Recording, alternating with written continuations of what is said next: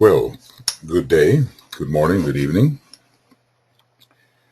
We are continuing now with Esoteric Astrology Adventure, number 98. And we are in the Cancerian chapter. On page 330, we've just completed, well, can we call it completed? We've just passed through a most interesting focus upon the 12 forms of zodiacal light, the growth of light within light, the different forms of light which emerge within the heart and the head center of the one about whom naught may be said.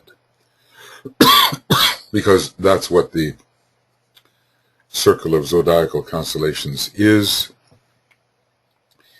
It represents the heart and the head center, the major head center, therefore, of the supercosmic logos, our particular one, that we call the one about whom naught may be said. And this is, says the Tibetan, the symbolic story of the irradiation of matter, the story of the growth of the light body, whichever body it may be, including our causal body, but both within the macrocosm and microcosm, and finally, the making clear in this light, in this growing light, of the purpose of the logos, and strongly recommended that we all address ourselves to the names and qualities of the kinds of zodiacal light available, and that we even use these in an individual sense in our own small microcosmic sphere to develop some lower correspondence of the kind of light that is here offered. All these lights are related to each other, and some more even than others. Some are beams, some are points, some seem to be radiating spheres of light. A close study of this material is recommended, and at least there has been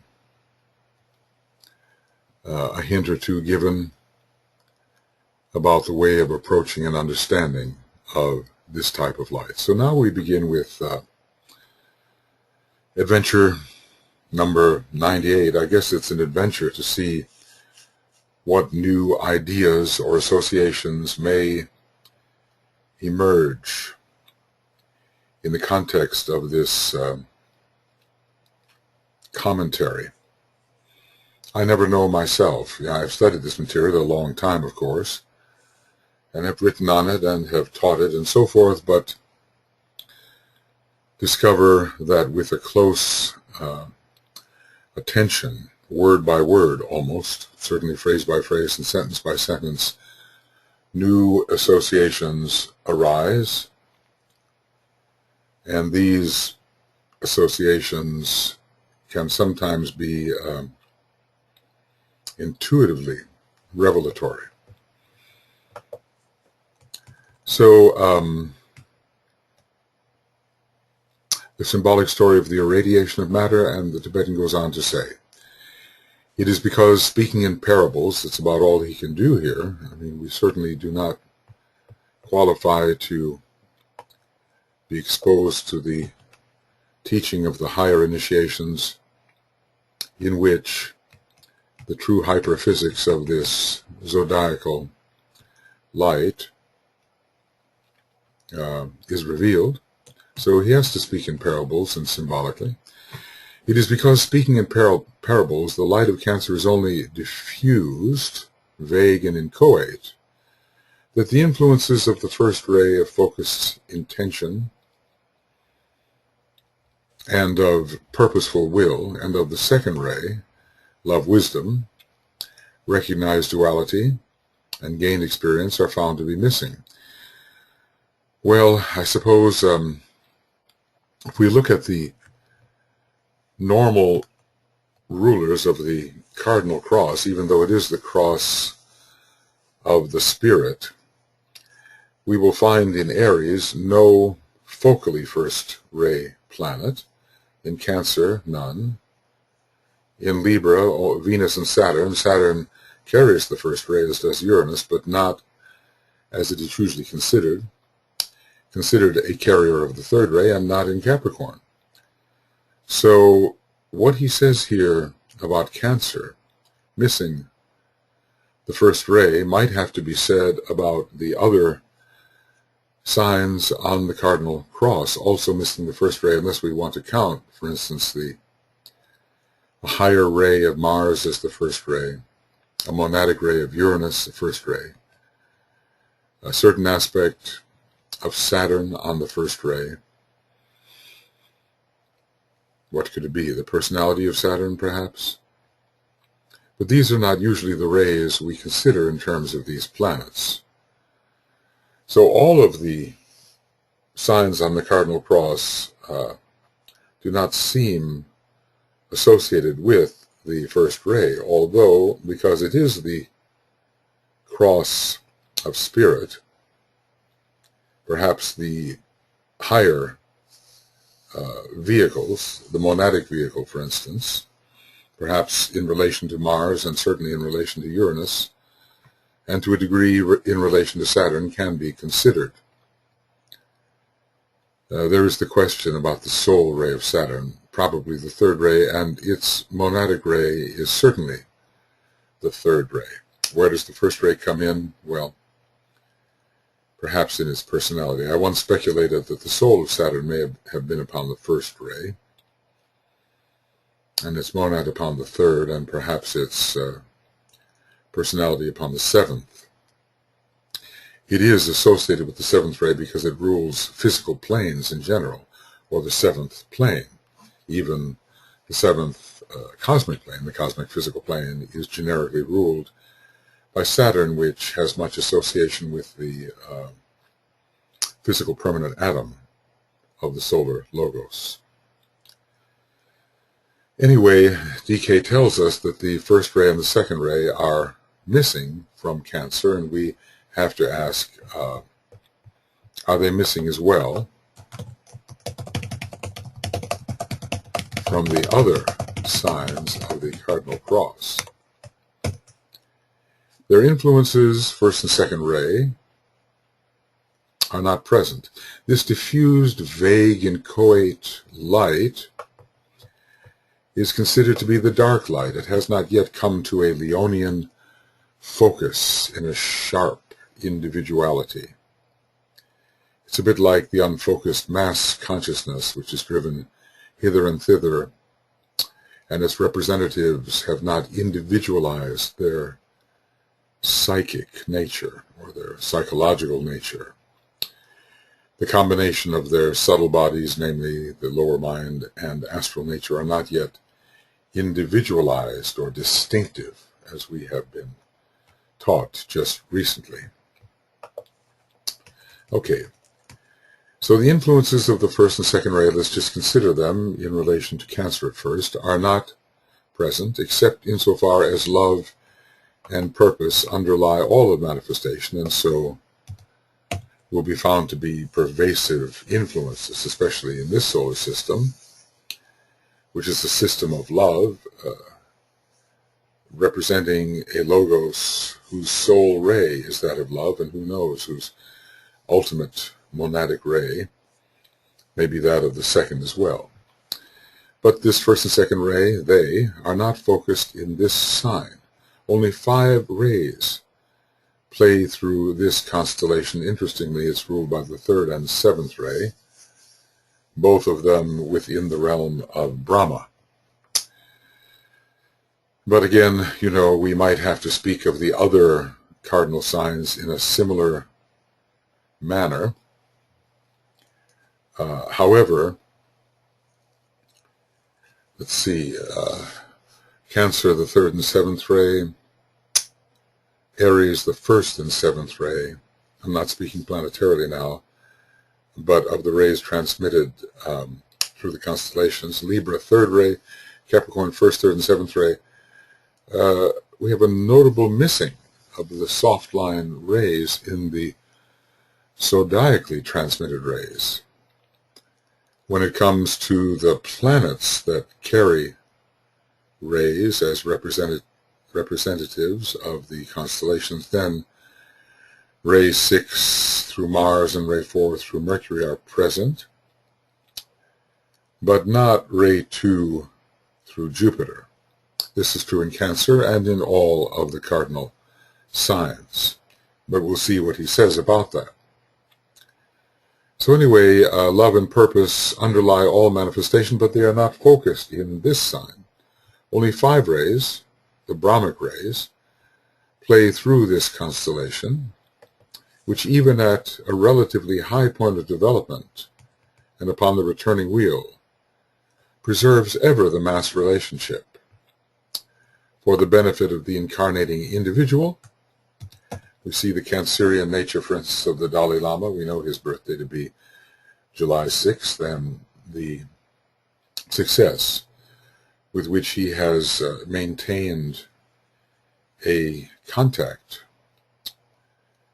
a productive contact with the mass of people, certainly in Tibet, but really all over the world. His appeal is very broad. And he takes into consideration the present trends of the mass consciousness as he tries to re-educate, as a Buddha of compassion, the astral body of humanity.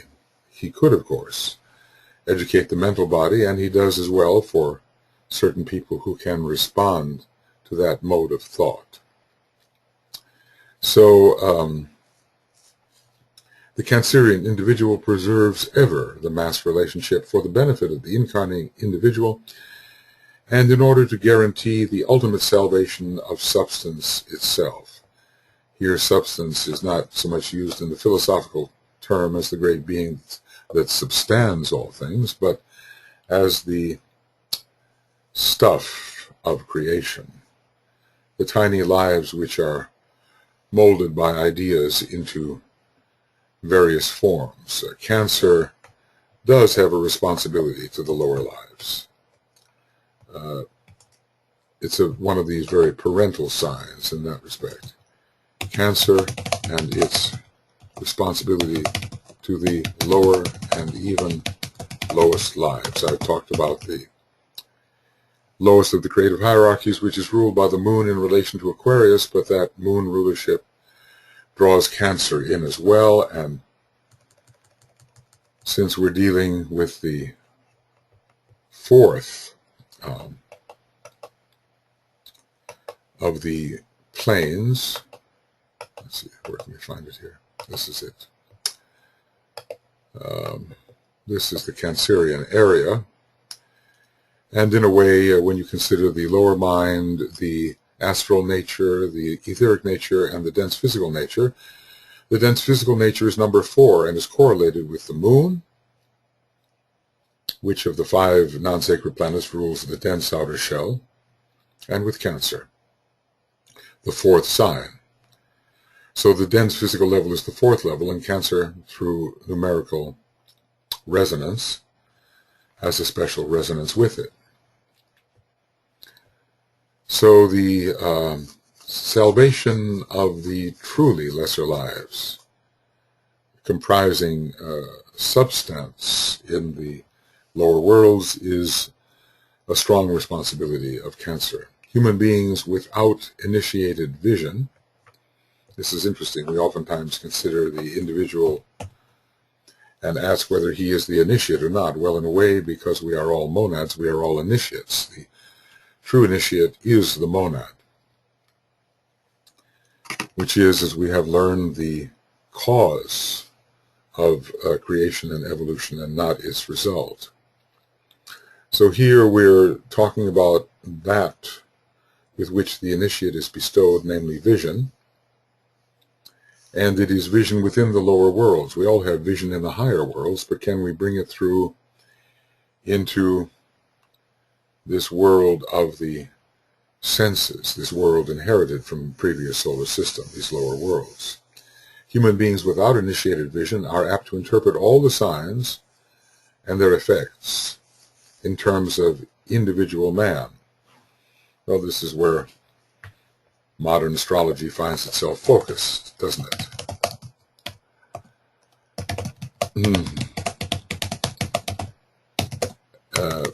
And that's because the modern human being is neither in the stage of mass consciousness nor yet completely in the stage of group consciousness, but is passing through that intermediate Leonian phase where his individuality in the lower three worlds is emphasized. So naturally, all these energies are appropriated and studied in terms of his individuality.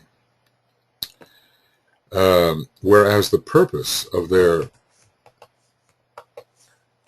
coordinated influence is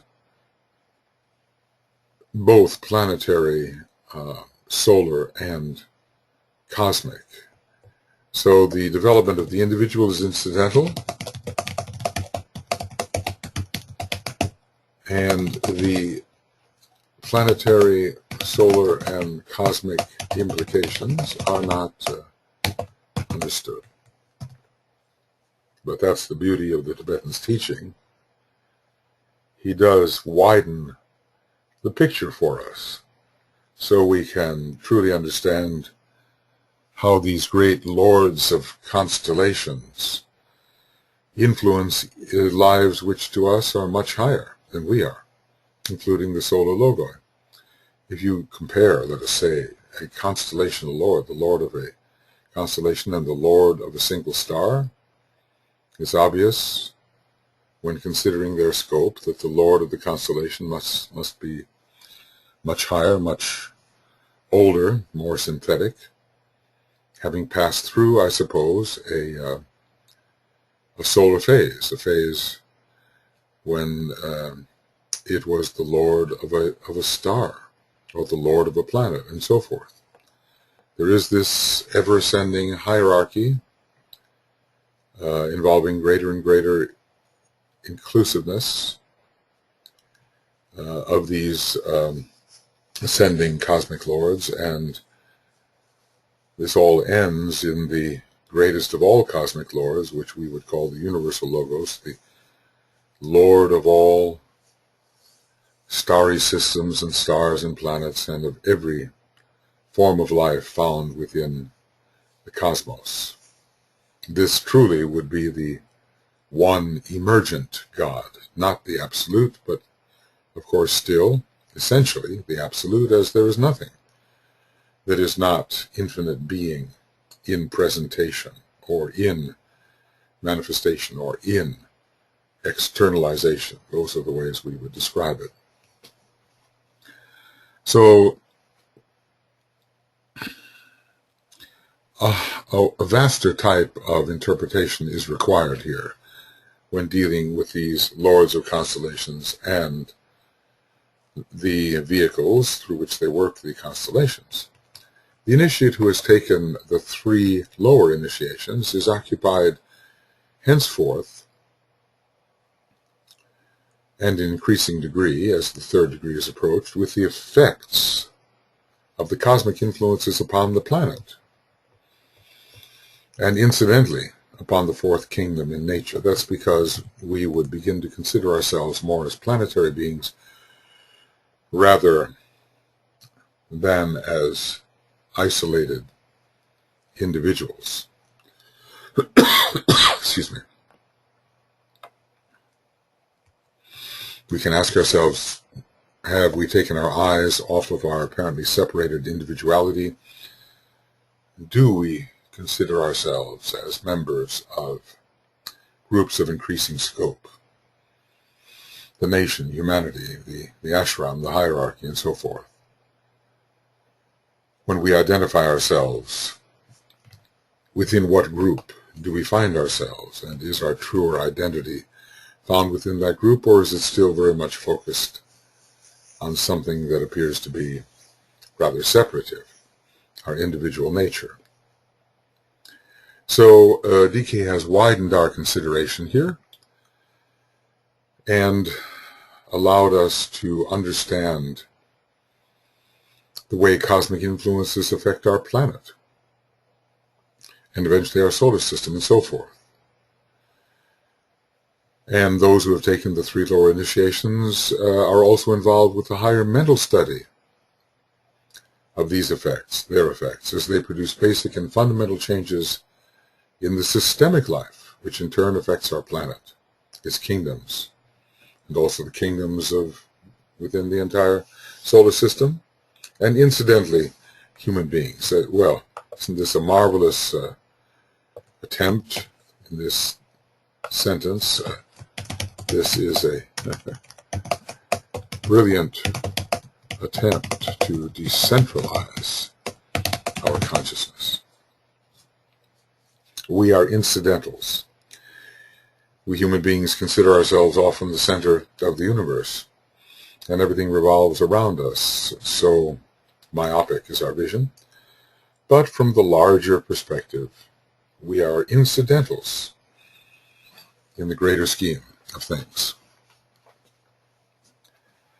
And as our level of identification is elevated, we will realize the little man, the personality, the little separated, apparently separated self, as an incidental.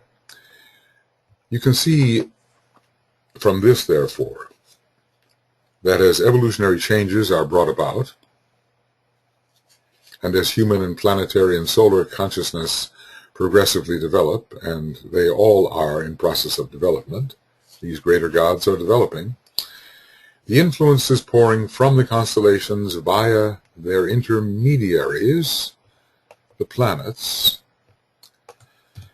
will produce very diverse changes and significant happenings to which man will consciously or unconsciously respond according to his point of development. So we're being asked,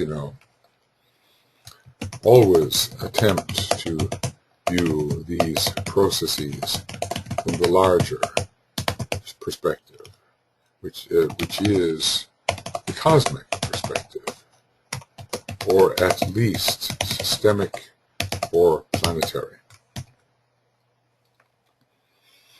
The relationship between the lords of the constellations and the lords of planets is one of teacher to student. The constellational lords are the teachers, and the planetary lords are the students. Even the solar lords are students, and probably just the way each planet in our system is most attuned to one of the 7 solar systems of which ours is one, so each one of these 7 is most attuned to probably a particular one of 7 sacred constellations. When we look at our 12 zodiacal constellations, we can use the 7-5 method, and probably we will discover that certain of them are more developed or more sacred than others. The response of the individual Cancer subject to the incoming influences and to his environment will be different to those of the disciple or initiate. And these again will differ in every sign, thus rounding out human development. So the individual Cancer subject is, as it were, not yet a disciple or initiate. The disciple or initiate is considered, should have a supra-individual consciousness and will respond more in sense of the whole. Remember, as it has been said, the whole is seen as one. And when you go in here, you see this in the Cancer section of this tabulation. For the disciple or initiate, the whole is seen as one. Well, let's say first it's sensed as one, then truly seen, which is an act of the intuition. Intuition is infallible and true vision. we will be going over this map, because it is a map that is found in the Cancer chapter. Very, very valuable for discussing the ways that the zodiacal influence affects different types of human beings according to their level: undeveloped, advanced, and disciple, initiate. So the individual subject in every sign is affected differently than will be the disciple or initiate in that sign. The disciple or initiate of within every sign is affected differently than the individual subject in that sign. It's a question of the type of conceived identity. Who do you think you are, really? So much depends on who do you think you are, and even more importantly, who do you know you are? One is theoretical and the other is factual. We have to know our true identity, and then when that occurs, we will be capable eventually of that climactic realization we call identification. Here again is a point which astrologers will have later to take into consideration. That is, how the signs of the zodiac and their energies affect human beings who are differently identified, differently focused. Popular astrology just doesn't take this into consideration, and all human beings are considered pretty much the same, and their levels of evolution do not enter into a consideration of the ways they will be affected by these zodiacal energies. I would here like to give you a tabulation which will indicate somewhat the nature of the response of the man during the 3 stages of his development: undeveloped, advanced, and upon the path. Well, disciple initiate in the tabulation is talked about as upon the path. Depends on what we consider to be advanced. Is it simply intelligent without being spiritual? Sometimes the advanced man is considered to be also initially spiritual. We can be upon the path as disciples, usually beginning at the first initiation, and then treading the way to the 3rd initiation. Sometimes I have thought that the mottos given for the disciple initiate should apply more to the initiate, and the advanced man and disciple should go together. There are different categorizations here. So he's going to give us this tabulation, and we're going to look at this, and will indicate somewhat the nature of the response of man during an essentialized 3 stages of his development, covering, of course, many, many years. Undeveloped man is a stage that operates for millions of years. Advanced man, not for so many years. The path is relatively so short. And I tend to think, well, let us say the path begins, for all practical purposes, at the 1st degree.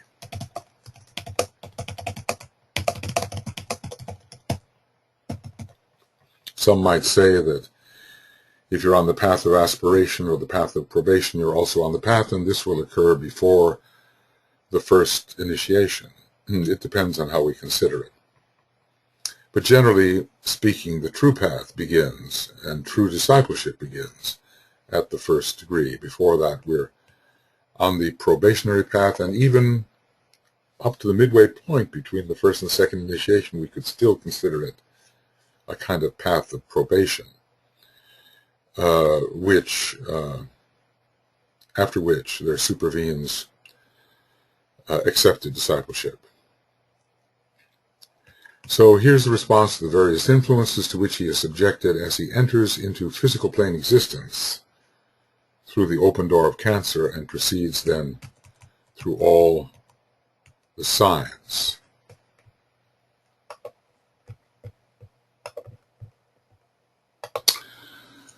Right. So, here we have a very important tabulation, one to which I've often referred, and I have arranged this tabulation for formatting in Word so that it looks a bit more like as how it's intended to look. And a very deep study should proceed when we try to understand how the zodiacal constellations affect those in the three worlds, but who are at different stages of development. Sometimes I consider the undeveloped man to be the one who has not completely unfolded the first three petals of the egoic lotus. That advanced man will be found in those unfolding the second tier of petals, and that the disciple initiate will be working upon the third or sacrifice tier, although while they are working on that tier, the fifth and sixth petal will be fully unfolding, indicating respectively the first and the second initiations. Well, you know, a whole book could be written on this tabulation alone. I think for practical purposes, we have to consider the advanced man in two ways. One in a situation in which he is not yet really spiritual, and the other in which he is becoming increasingly the aspirant, though he is not yet truly and fully the disciple, beginning at the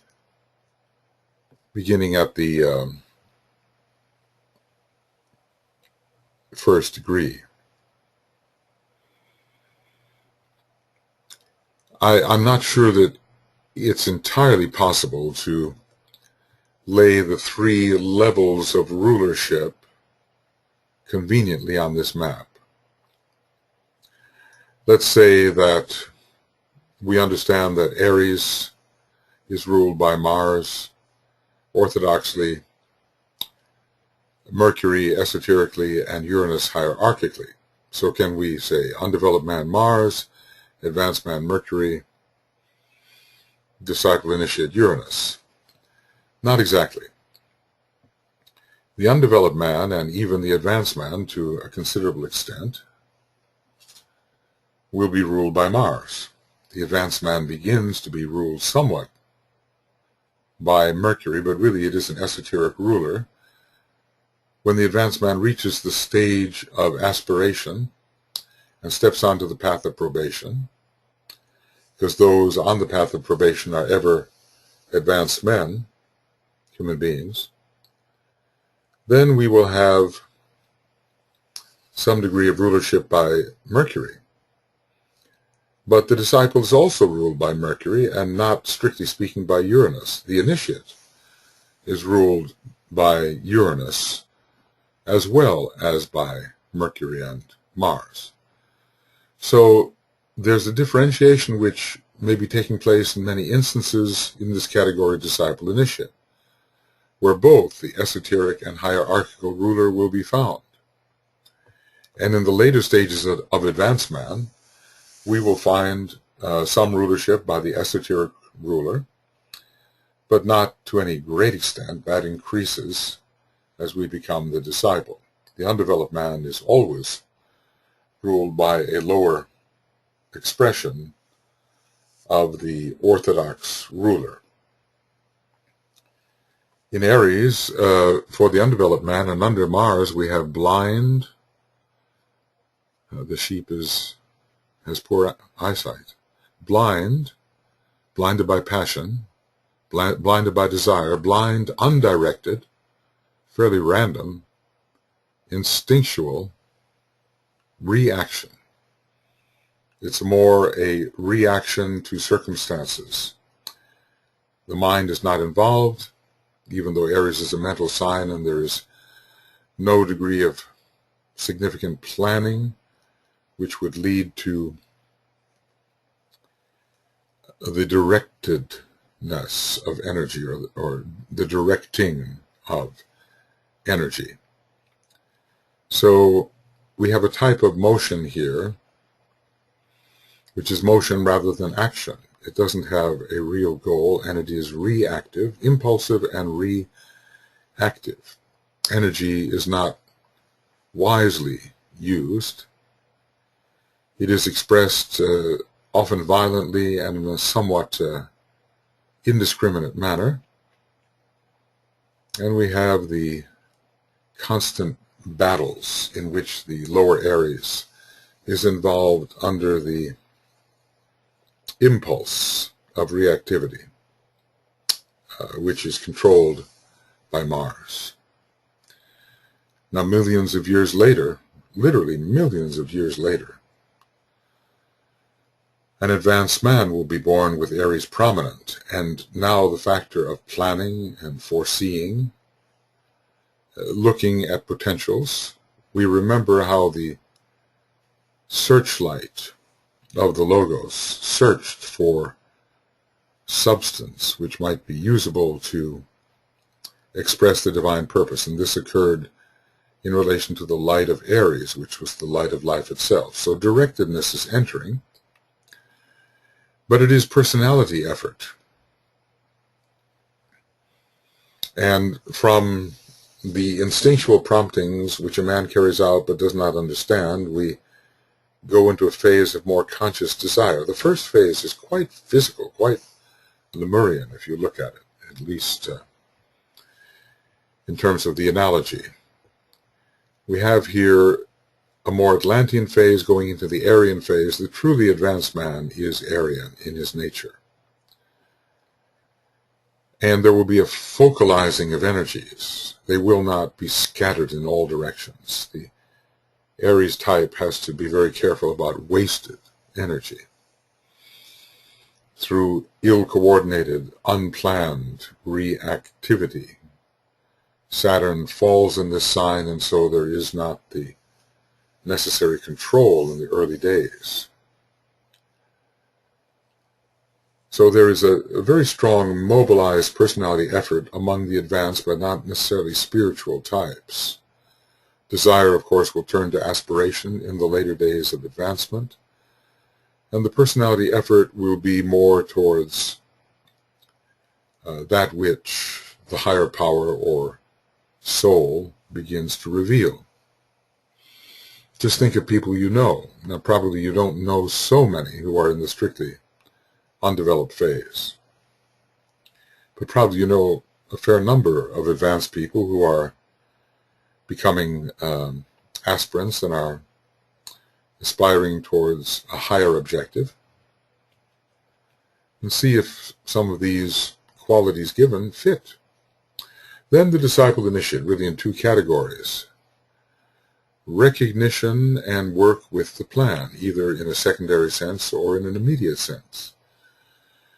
The plan is, the outlines of the plan are given to the disciple by the initiate, or by the master, and the disciple, within a certain scope, recognizes this plan. It is above the strictly personal level. It begins to be on the soul level.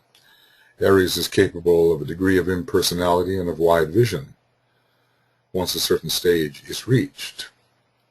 And all of that effort that the Aries type can so easily mobilize is put to work in relation to the plan, and there is a movement now towards will. We're told that no matter what may be the ray of an individual, if he is born in or under Aries, his will be strengthened. So the larger perspective enters for the disciple initiate, and not his personal will, let us say, but the will of the soul, which is sacrificial and mentally based, at least it relates to the mental petals of the egoic lotus, comes into focus, and there is an increasing response to the higher aspects of will, and then application again, as must be found really in all 12 signs, but in some of them it's more important. Aries, Leo, Pisces, for instance, not my will, but thine be done. So the higher will is strengthened in this sign, and therefore there is the ability to work with impersonality for the divine plan and to begin sensing the archetypal purpose which is behind the plan. So all of us who are born in or under these signs have to look at these epitomes as given here and see the extent to which they may be conditioning us. And that is what we must learn to do.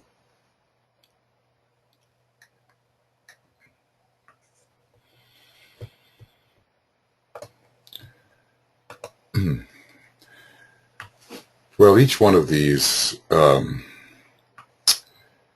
little epitomes can lead to a great deal of elaboration, but if we catch the essence of the matter and even memorize these things, we will have the basic understanding of how the sign of the zodiac affects people at different stages of their evolution. And as people interested in esoteric astrology and wanting to apply it for the welfare of our fellow human beings, having these epitomes in mind when we work with people is very important. Here under Taurus, we have selfish desire and the light of earth. We have spoken about how the earth is a planet particularly related to Taurus, to one of the Pleiades, also to the star Sirius. And Taurus, as the second of the subjective signs, is particularly concerned with the astral body and with the many desires arising in the astral body, which are of an instinctual nature, but also of a cultivated nature. And they usually have everything to do with fulfilling the sensory, sensual aspect of the Taurian personality. What is revealed is the world of the senses. The light of earth reveals that which the senses reveal. So life becomes very tangible. Lower Venus is at work here. Venus is such a sacred planet that we wonder how its energies can be applied to selfishness, but it is also, on the lower turn of the spiral, a planet of self-gratification, of attraction to that which pleases the individual from his limited point of view. So there is also selfless desire, but we're not there yet. We have the sense very much that the self is the body in the early stages, and we want to gratify that which we believe the self to be. So this is one of the earthy signs, and his consciousness is held down by an attitude that all there is to reality is that which the senses reveal. Although it is interesting that some of the very early races did also have an active astral life, such as, let us say, the Aboriginals in relation to their dream time. Well, we move on after millions of years into the stage of aspiration.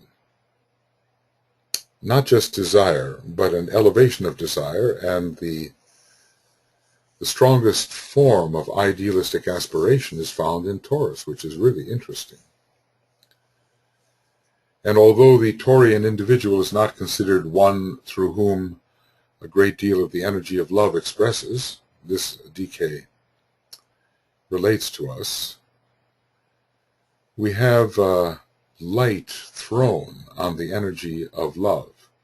Aspiration is always leading from upward from the solar plexus towards the heart center, which is the seat of love. So there is a Martian-Neptunian connection here, elevating solar plexus desire, which is selfish in its nature, to a realization that love controls. Always, Taurus, remember the directed beam of light, is shedding light upon something. It's not love that is at first revealed, although in the second petal of the egoic lotus some form of love emerges, but not the real soul love towards which the advanced man can begin to progress. So the highest form of idealistic aspiration, aspirational idealism, found here in Taurus. Oftentimes there is a movement towards the light of knowledge. In a way, one can be surprised that it is not represented here unless the light of earth for many millions of years includes what might be called the light of knowledge. Taurus has a particular connection with knowledge and its accumulation. Once aspiration comes into effect through dissatisfaction with what has been acquired, then we move from knowledge into love. It's almost as if below the diaphragm we have knowledge. From the diaphragm to the neck we have aspiration or love, and in the head we have will or life.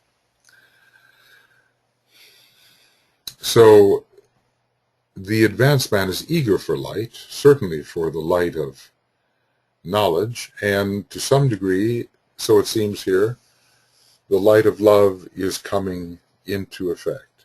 One is beginning to understand what this magnetic cohesive force is. We realize there's a lot of cohesion in the sign Taurus. It's a building sign. It's a sign whose magnetism holds things together in a solid and steady state. But then we move on to the discipleship phase, where we begin in initiation 1 to 3, the phases of discipleship, with the growth of illumination. But truly illumined living, I suppose, will not enter until the 3rd degree, because that is the point at which we have the illumination, the satori, the enlightenment, the transfiguration, different names for the same thing. And then the inner light within all forms and beings begins to be noticed. It's always shining, but it begins to be noticed by the Taurian who is sensitive to the light of being, to the light of the life aspect. The light of life itself is associated with Aries and with Taurus, and the light of the world in Pisces leads to the light of life. The Buddha certainly taught illumined living. His illumination was much greater than that of the initiate of the 3rd degree, but he stepped it down for his arhats, and I suppose those who were initially illumined at the 3rd degree, so that they could live entirely in the light, with a degree of pure reason coming from the Buddhic plane. Pure reason and wisdom are correlated, and are correlated with illumination. So light is thrown here on the life aspect. As I say, sometimes life is, we could have knowledge, love, and will, but sometimes we have in a triplicity what's called knowledge, love, and life, even though I think life is really, in a way, the 4th and inclusive term, as in H.P. Blavatsky's statement. If we can find it here, life includes all. So maybe we'll find it here.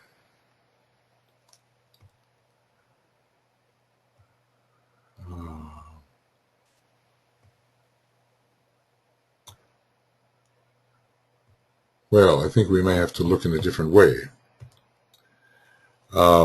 So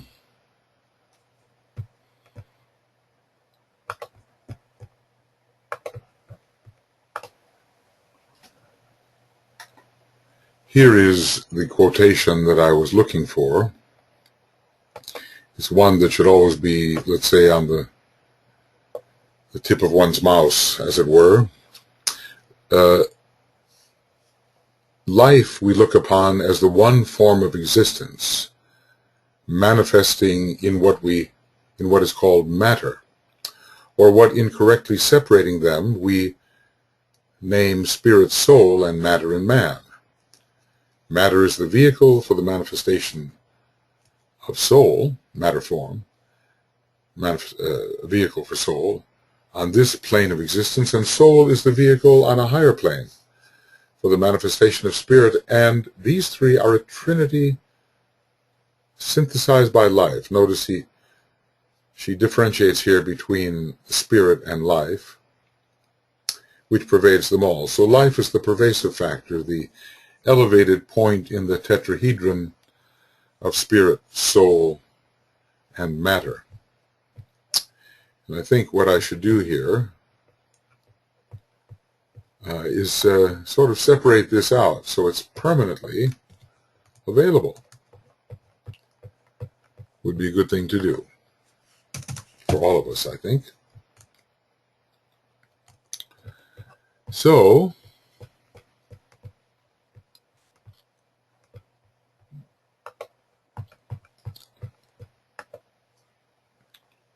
the light of life, or the light of spirit,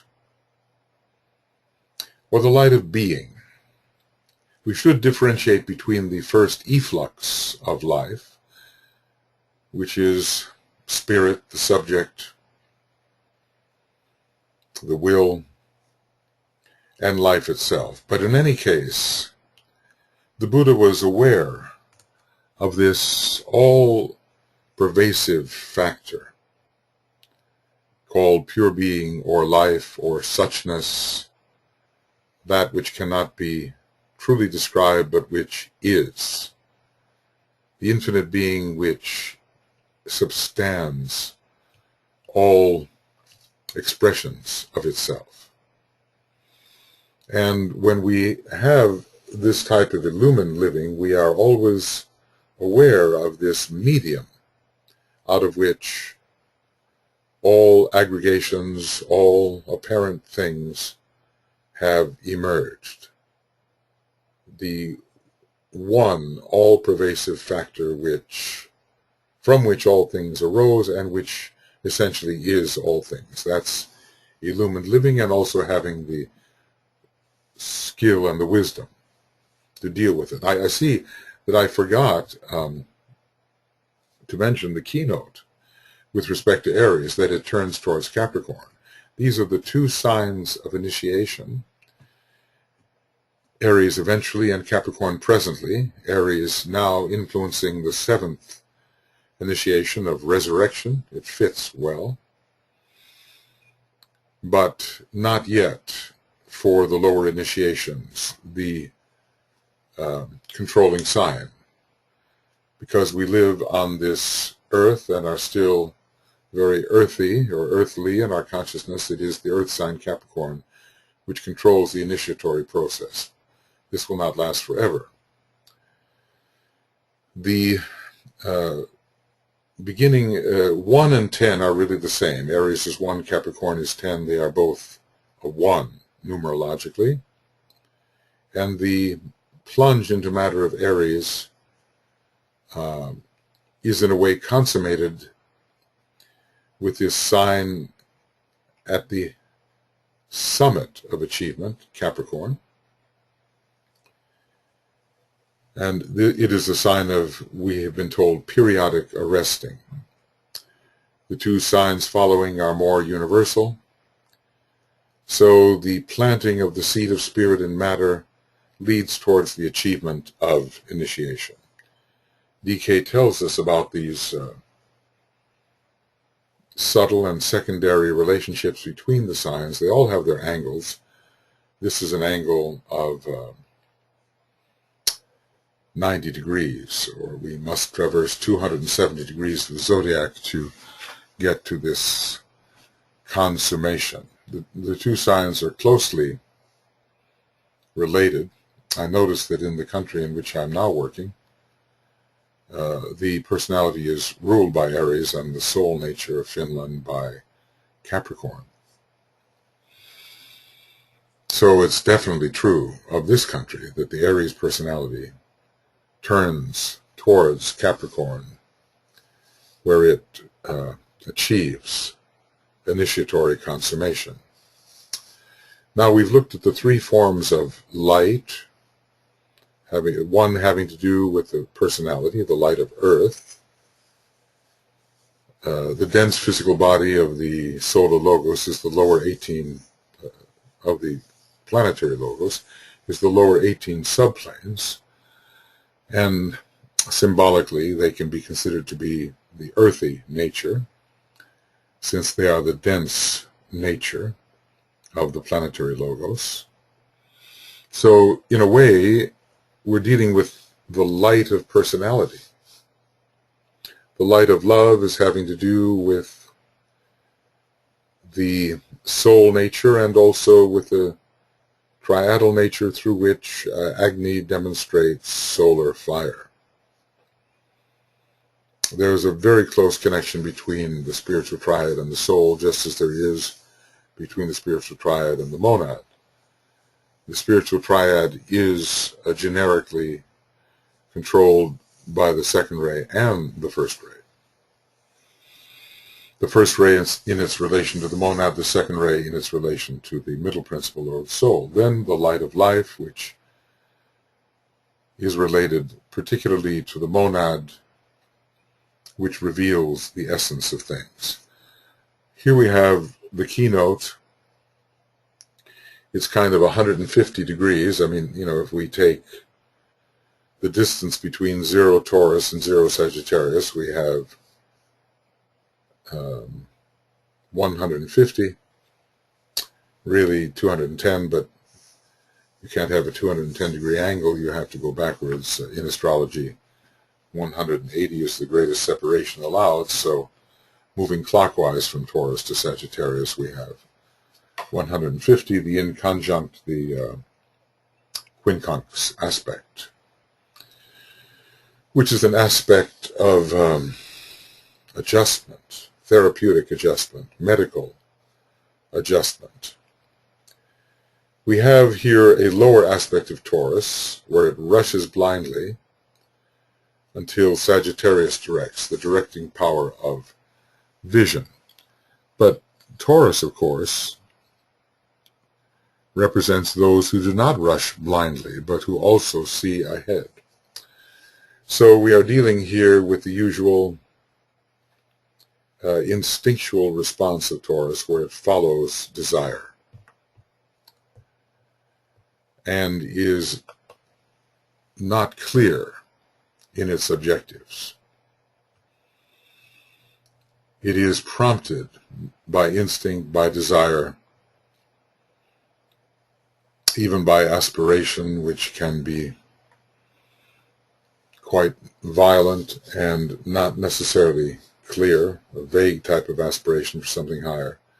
But Sagittarius, one of the great signs of vision, will take all of these energies and direct them towards the goal of illumination.